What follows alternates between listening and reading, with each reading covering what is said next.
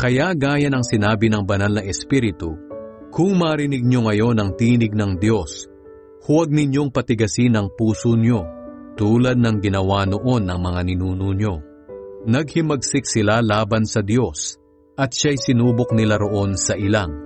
Sinabi ng Diyos, sinubok nila ako sa kasamaan nila, kahit na nakita nila ang ginawa ko sa loob ng 40 taon. Kaya galit na galit ako sa henerasyong ito at sinabi ko, laging lumalayo ang puso nila sa akin, at ayaw nilang sumunod sa mga itinuturo ko sa kanila.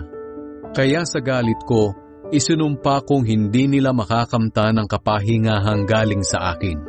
Kaya mga kapatid, mag-ingat kayo, at baka maging masama ang puso niyo na siyang magpapahina ng pananampalataya niyo, hanggang sa lumayo kayo sa Diyos na buhay.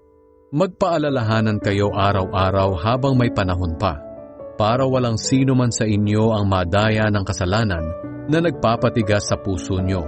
Sapagkat kasama tayo ni Kristo kung mananatiling matatag ang pananampalataya natin sa Kanya hanggang sa wakas.